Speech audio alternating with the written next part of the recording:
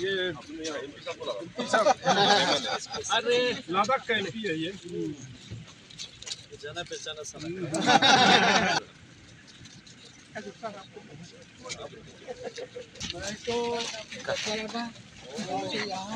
ये हमारा अंतर तो महसूस हुआ होगा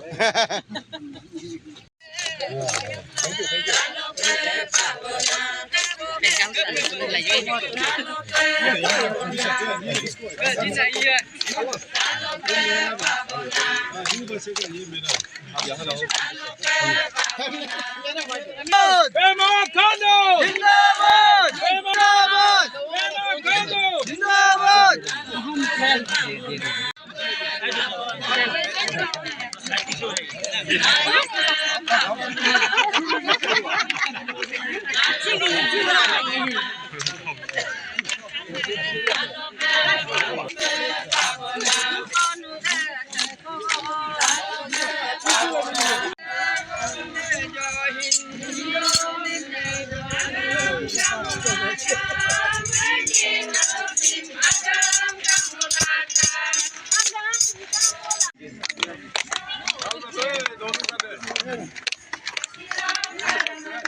चलिए चलिए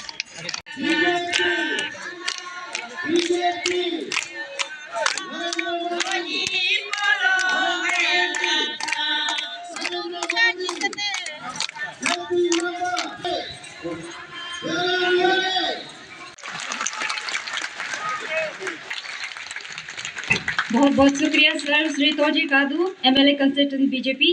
नेक्स्ट स्पीच के लिए मैं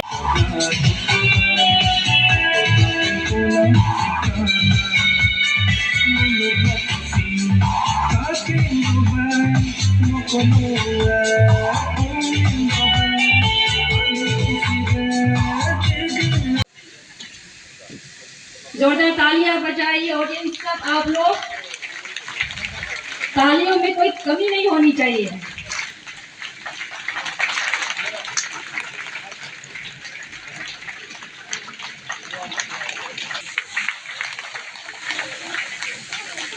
जोरदार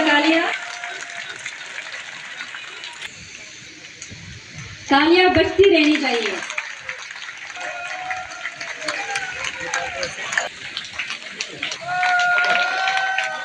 जोरदार तालियां।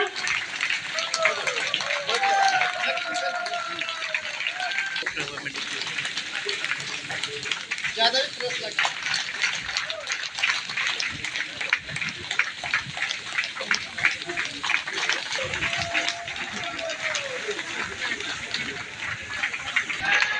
मैडम आपसे कह रही है कि आपकी तालियों में बहुत कमी है। तालियां।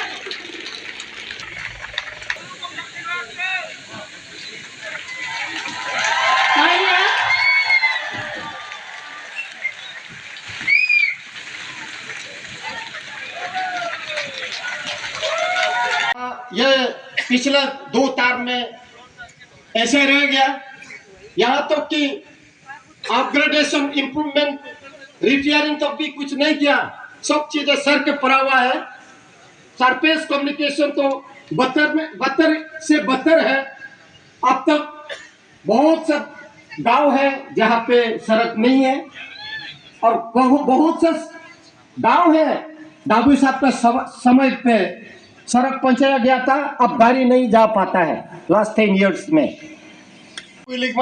रेला नोलो नारी को गोमिने कामा ही मने एम्बे दोबेदु योगु चिन चेंज का पामा अगम तका मन कांगम पाला गोमिन होइनम नुनु माकेना केनम नामलो इंदला जयजला माला चिन नुन मियोगो ते गोमेने जिप्लाई दुना योम तो हिलोलो नुन पामा दुना नुनु योन पदावत अंगना को काल इंग Canara Agam takam man hilolo man nunuk chema be apang la nangap dem. Mo ka chen nangam pala. Agam nunum rigital pe nunum tin. Gudi ni ba motala pe mo mokul pe la. Mo ke alu. Toji Kadu. Kapil Gao. Kapil Gao. Pema Khandu. Pema Khandu. Narendra Modi. Narendra Modi. Bharat माता की आजाद और parliamentary क्षेत्र के हमारे सांसद 2024 के हमारे Bharatiya Janata party के उम्मीदवार श्री तपिर गांव जी और लद्दाख से आए हुए बहुत ही पॉपुलर हमारा एमपी श्री जमयांग सुरिंग नामग्याल जी, इनको ज़्यादातर अपने एरिया में JTN के नाम से जाना जाता है और फर्स्ट टाइम अरुणाचल में ये आए हुए हैं।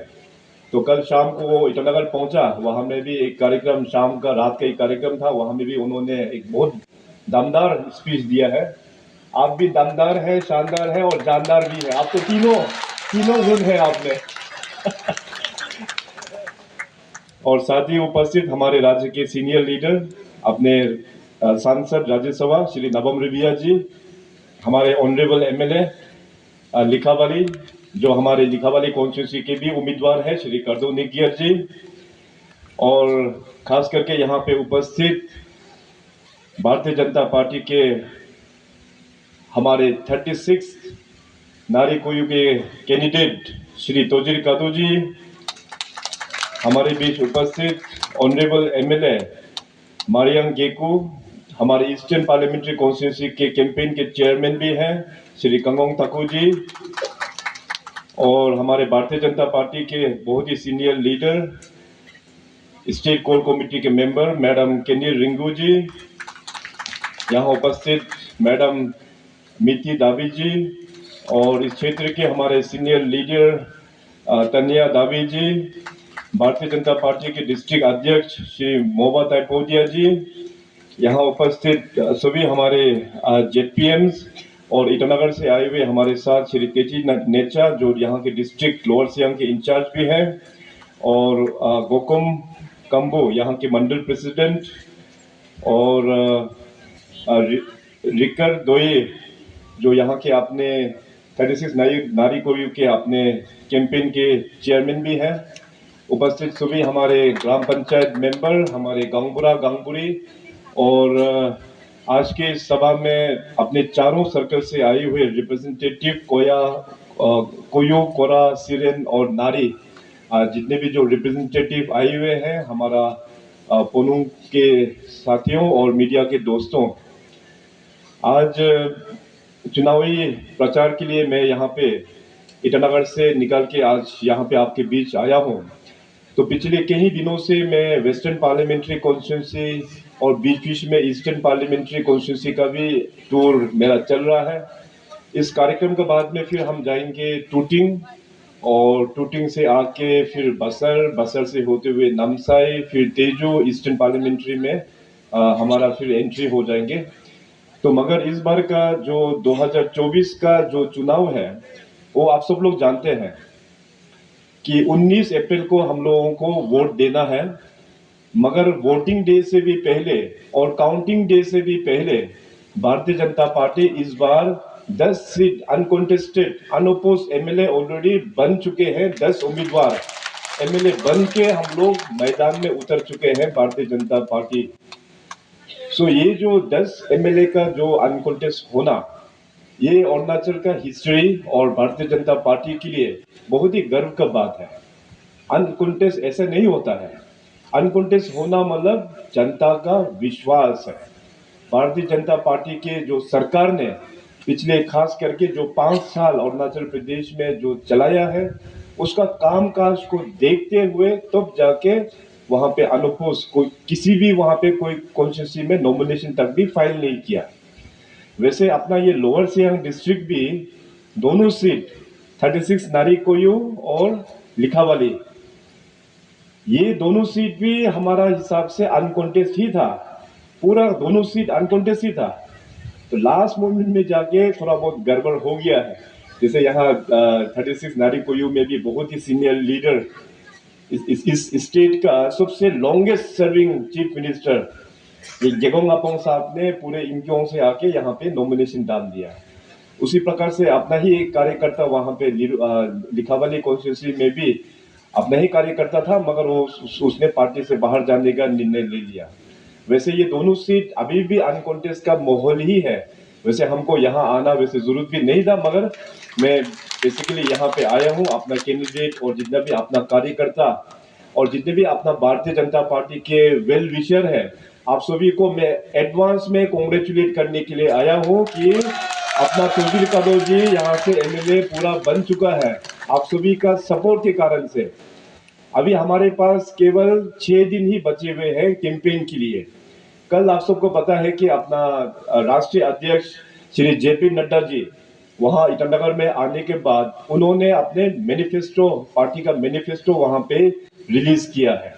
और पार्टी का मैनिफेस्टो आप सभी का जितने भी जो कार्यकर्ता यहाँ उपस्थित हैं, आप सभी का व्हाट्सएप ग्रुप में ऑलरेडी सर्कुलेट हो चुका है।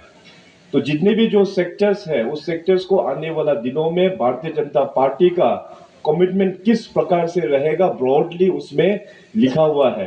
तो हमारा निवेदन आप सभी से होगा, हमारा डिस्ट्रिक्ट प्रेसिडेंट, मंडल प्रेसिडेंट, सभी बीजेपी के कार्यकर्ता और सभी वेल विशर, आप सभी उस बीजेपी का मैनिफेस्टो को लेके दोबारा फिर अपने कैंपेन में डोर टू डोर कैंपेन जाके अपना सीनियर्स लोगों को समझाना है, अपना दोस्त लोगों को जाके बताना है और खास करके युवाओं दोस्त को ये मैनिफेस्टो के बारे में बताना बहुत ही जरूरी है।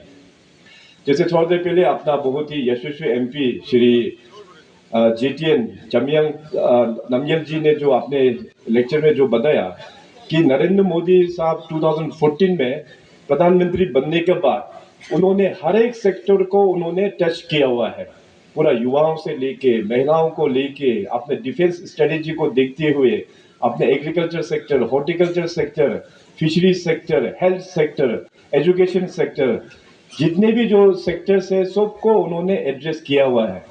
यही नहीं बल्कि अभी स्पेस में भी देखिए, स्पेस में भी चंद्रयान में हम लोग मिशन सक्सेसफुल हो गया है।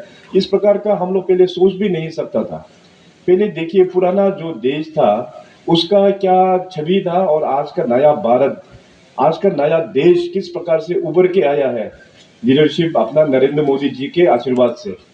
पहले एक जमाना हुआ करता था कि अपना देश का प्रधानमंत्री जो विदेशों में जब जाता था तो कोई भी विदेश में उसको ठीक ठाक से इज्जत भी नहीं मिलता था। मगर आज देखिए जब अपना मोदी साहब जो फॉरेन कंट्रीज में टूर में जाते हैं तो पूरा रेड कार्पेट से उनको स्वागत किया जाता है। देश का इकोनॉमी के बारे में देखिए, अभी हम लोग टॉप 5 इकोनॉमीज में इकोनॉमी में हम लोग पहुंच चुका है। बहुत ही जल्दी हम लोग टॉप 3 में पहुंचने वाला है।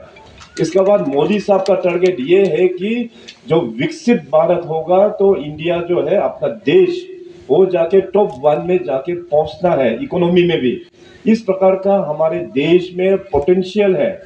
केवल सिर्फ कमी था तो एक अच्छा लीडर का कमी था इस देश को, जिसको फिलअप कर दिया है श्री नरेंद्र मोदी आने के बाद। और नॉर्थ ईस्ट में देखिए अभी आज यहाँ मंच पर बहुत सीनियर लीडर्स अपना इस डिस्ट्रिक्ट का, इस कॉन्स्टिट्यूंसी का यहाँ पे विराजमान है। आप सभी काफी सीनियर व्यक्ति लोग यहाँ पे विराजमान है। आप लोग थोड़ा देर के लिए सोचिए कि हम सब का पुराना अरुणाचल किस प्रकार से था, हम सभी का पुराना नॉर्थ ईस्ट किस प्रकार से था। मैं हमेशा कहता हूँ इसके बारे में। पुराना नॉर्थ ईस्ट का पहचान अपने देश में इंसर्जेंसी का नाम से जाना जाता था, आतंकवाद के नाम से। पुराना नॉर्थ ईस्ट का पहचान अपना ही देश में डेवलपमेंट नहीं होने का कारण से जाना जाता था। पुराना नॉर्थ ईस्ट का